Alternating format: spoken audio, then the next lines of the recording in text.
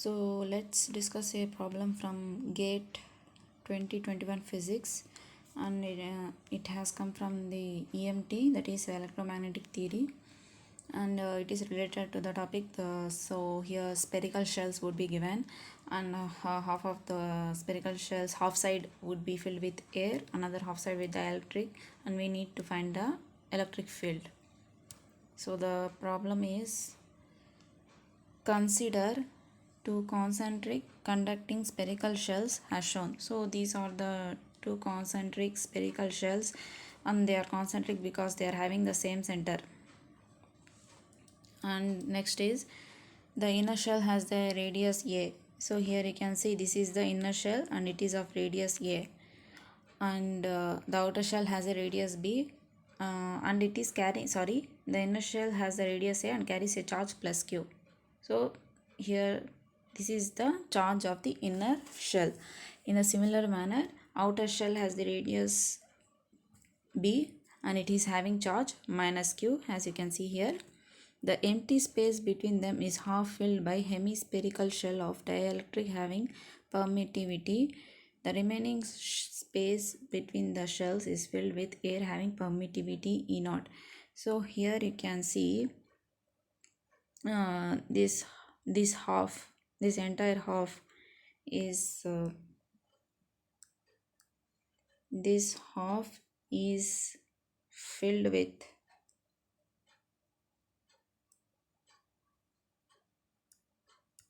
so this half is filled with air. Half of the spherical shell is that is gap between the two shells, so that is filled with air. It is just like a fat bangle, we can imagine. So bangle would be thick. So here you can say this is inner shell and this is outer shell, like that we can imagine this thing. So in such a manner we can say. So but this is not a bangle. So here half of it is filled with air, another half is filled with dielectric material. So two different halves, that means this entire thing is completely filled with air, and this entire thing with some dielectric whose permittivity is epsilon 1. So now the electric field at a radial distance or from the center between the shells. Now what we need to find is electric field at a radial distance or from the center, and it is between the shells. So between the shells means somewhere here. We need to find electric field at this distance somewhere. So it is in between A and B. So somewhere between. So here the condition is given A to B. So if it is greater than B means condition would be some other thing, because the total in that case the total charge inside this circle would be plus q minus q, total 0, net charge would be 0. But here they are asking between A and B in this scenario. So we need to imagine a Gaussian surface in order to solve this kind of problems. So that this is that spherical shell. So we can imagine a Gaussian surface somewhere here. So this could be a Gaussian surface which is lying between the two circles. So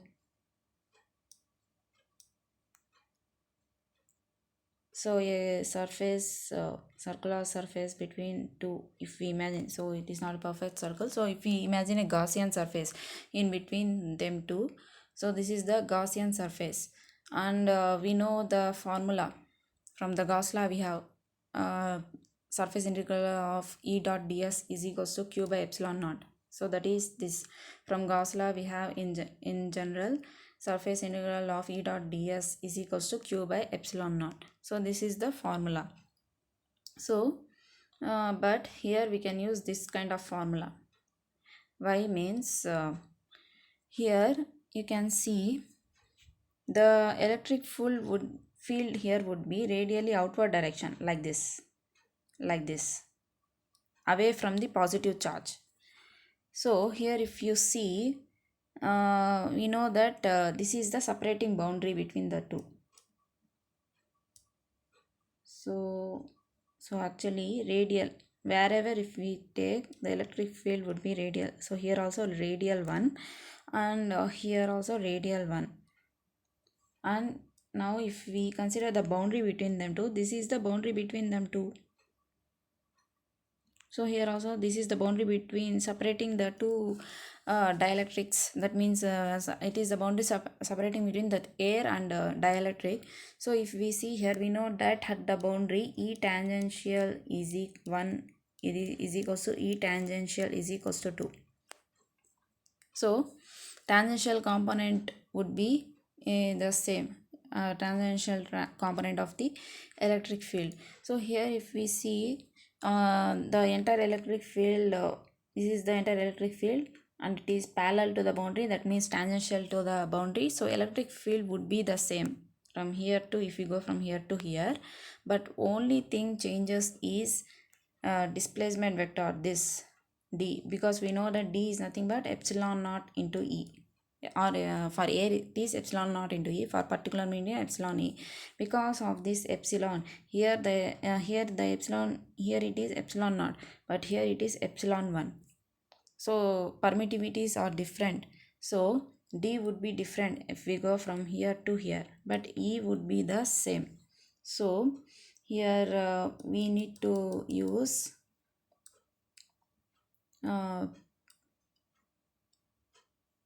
so in this case what we are gonna use is this formula, but not this. So we are going to use this surface integral of d dot ds is equals to q. So we need to use this kind of formula here. So next thing is so here another important thing is we need to know ds, which is a vector. So that is nothing but small area, and we need to integrate it over entire area. So that is the meaning of this formula. So here what this formula actually says is we need to integrate this term over the entire volume. This is for a small volume, and we need require it for the entire volume. If we do this integration, we need we get the total charge. So that is the formula. So here we have got this from by sending this epsilon naught that side. So that is in general, epsilon naught into E is nothing but D. So now let's have a look at how to find ds. Here ds bar is nothing but r d theta into r sin theta d phi, r sin theta d phi. So here it is nothing but an area. So here it is a sphere. So for a sphere, so here also if we imagine, so if suppose this is a sphere, so if we want to find a small area of this sphere, if we take a small area of this sphere, so how we are going to find that area is so imagine that this is a sphere. So first of all we need to get r d theta.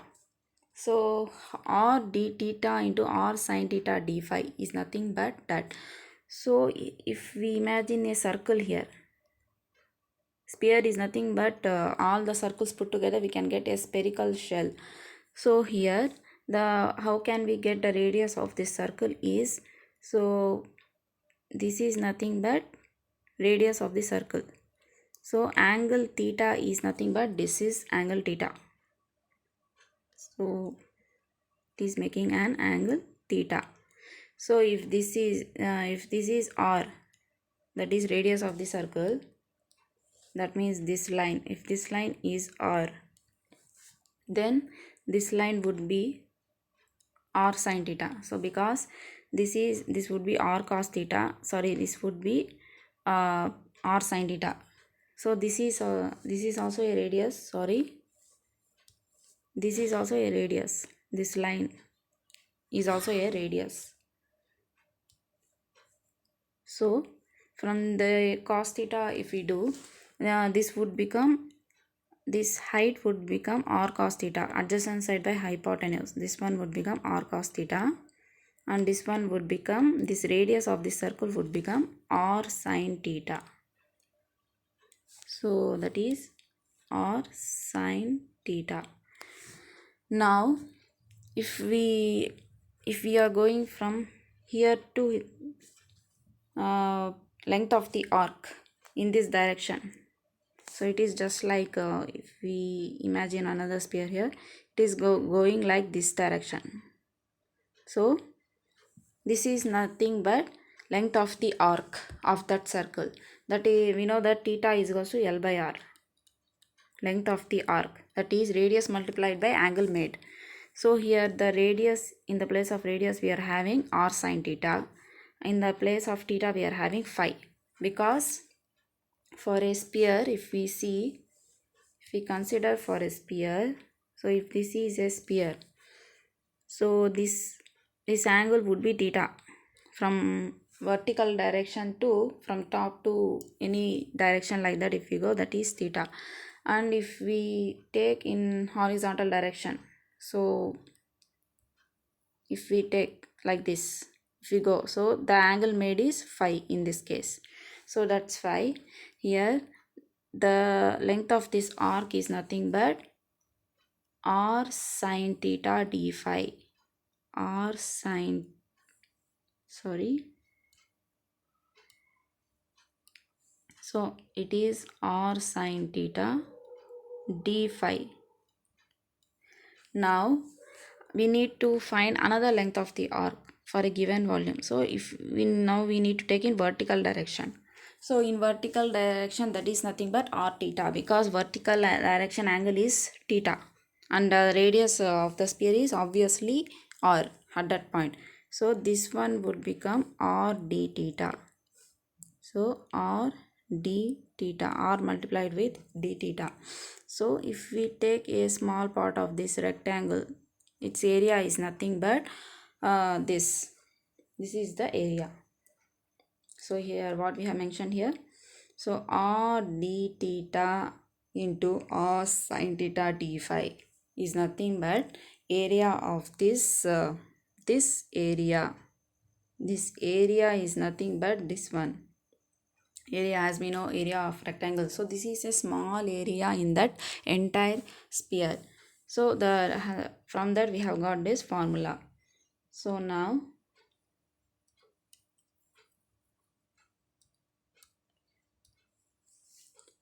and here it is in radial direction, unit vector pointing in the radial direction.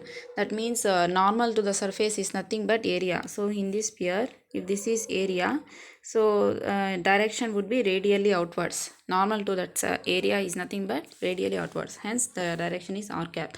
So finally what we would get is after this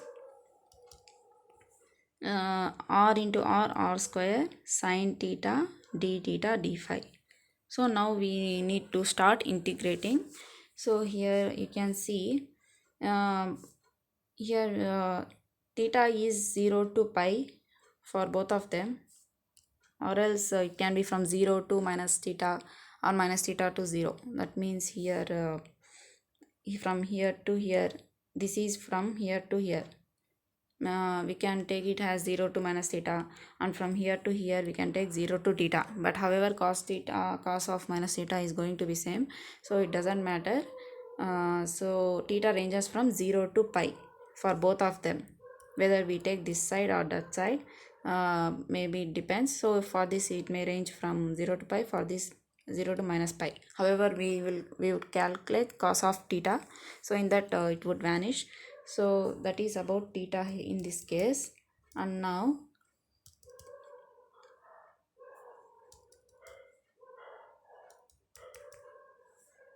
another thing is phi, how the phi ranges. This is very important here.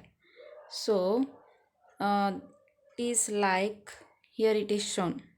So this is two halves of a spherical surface.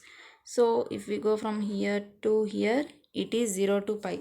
So let me show in particular. So from here to here, if we start 0 to pi, from here and then pi to 2 pi. So because the entire angle is 360 degrees, so for air medium it is from, that means this side 0 to pi we can take, and this side pi to 2 pi, because pi to 2 pi, because we know that theta ranges from 0 to pi in a spherical polar coordinates, and phi ranges from 0 to 2 pi, entire 360 degrees. So based on that, so finally, so these are the ranges. This is for air medium, and this is for that medium having dielectric constant having epsilon 1. So here you can see d naught. D naught means epsilon naught into E, and this area dot product after doing. So here d naught is also in radial direction. So after the dot product, we would get this only in the direction of area. So and here also d1, that means this part is having displacement vector d naught, and this part is having displacement vector d1. So that is the meaning of this. So next so this is in this way we are having. So here 0 to pi, 0 to pi, 0 to pi, phi is from 0 to pi, and phi is from pi to 2 pi. So now we need to integrate this entire thing. So here this could be taken out, because radius is a constant and displacement epsilon naught into E is also a constant, so it has been taken out. So what would remain is sine theta d phi and sine theta d theta d phi, and here also the same thing would be remaining. Now we need to integrate. So integration of sine theta is nothing but minus cos theta. So here you can see minus cos theta, and here also minus cos theta, but here the limits ranging from 0 to pi, and here 0 to pi, but here pi to 2 pi. So that is after integration. And here we have taken this one to be q, because the total charge is q here, because we have taken Gaussian surface at this point. So inside this point, total amount of charge present inside that Gaussian circle is plus q only. If we have taken here, then the total amount of charge would have been 0, because plus q minus q is nothing but 0. That's why. So that is about q here. So now if we know that cos pi, so if we take minus out, cos pi is nothing but minus 1, minus 1 minus cos 0 is nothing but again minus 1, that is minus 2. So both of them multiplied together we will get plus 2 only, and here pi minus 0, because integration of d phi is nothing but phi, the integration of dx is x, like that. So here also the same thing after applying the limits, and here 2 pi minus pi after applying the limits. And finally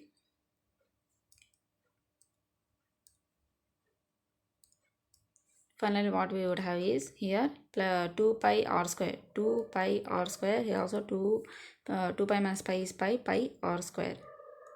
So this, and generally thinking we don't need to think about this this much. This is just for information sake, this deep.